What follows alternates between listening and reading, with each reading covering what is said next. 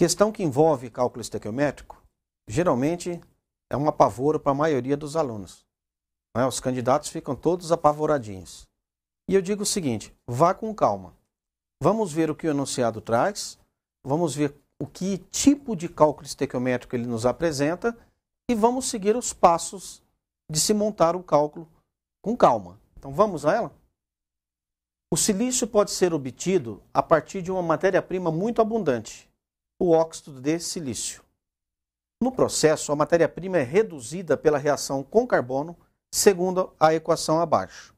Então você tem aqui a equação, observe que ela já está balanceada, só para conferir, um silício, um carbono. Do lado de cá, 2 oxigênios, do lado de cá, 2 oxigênios, balanceadinha.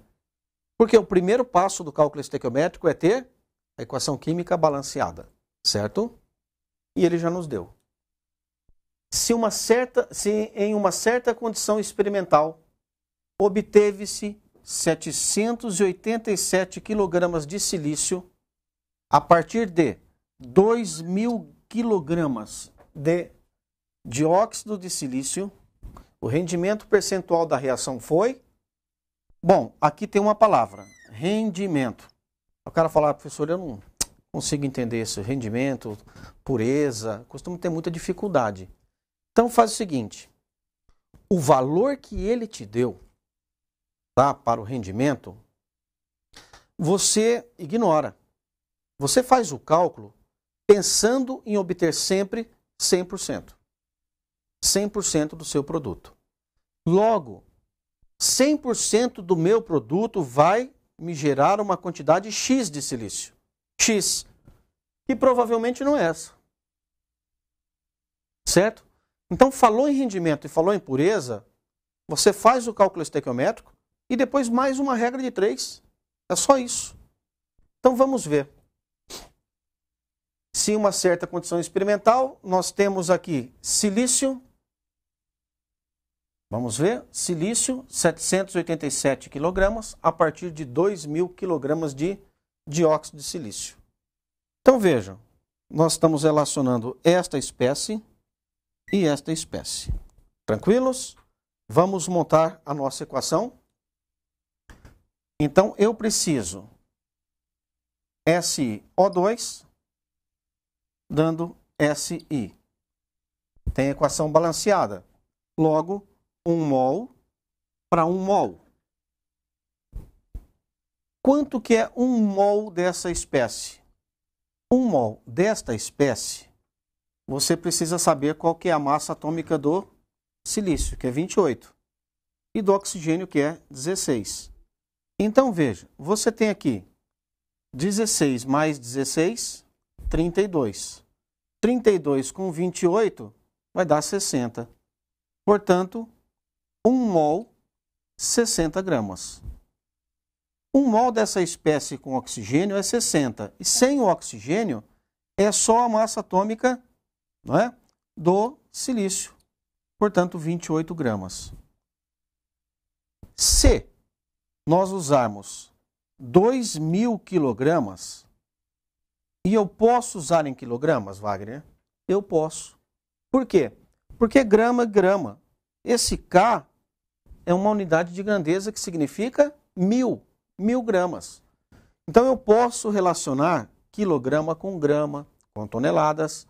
Só que o melhor é você fazer o seguinte, ó, que é grama com grama sempre. O valor denunciado, X. Esse X terá a sua resposta em quilograma.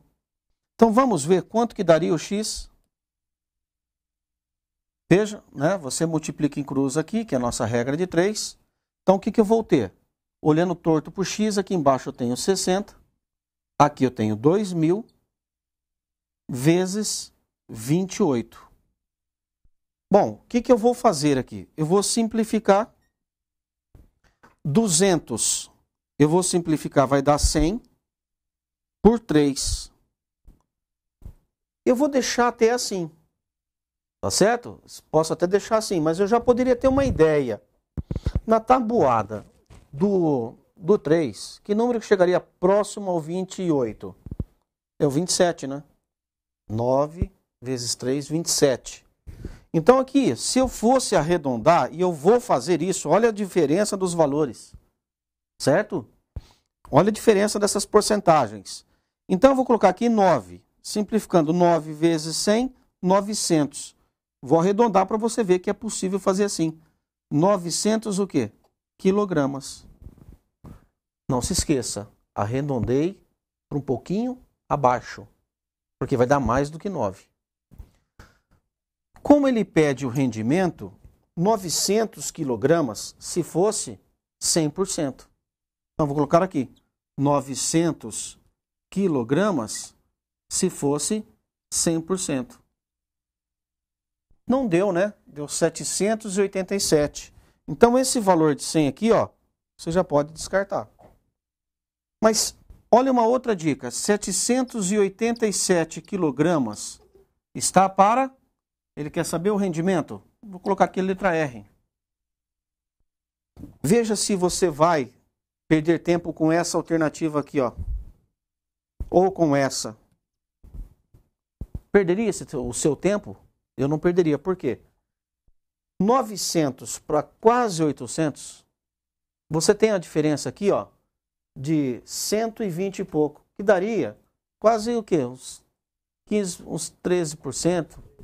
Então, você estaria muito próximo desse valor aqui, certo? Vou pedir para o Maurício fazer esse cálculo para mim, enquanto eu coloco aqui, que seria 787 vezes 100 dividido por 900. Na verdade, você vai dividir o 787 por 9. 87,4. Então, quando eu falei que perderia ali uns 15%, não é? Concorda? Chegaríamos a essa resposta. Veja que eu posso arredondar assim? Posso. Principalmente quando os valores forem bastante discrepantes entre si. Um abraço.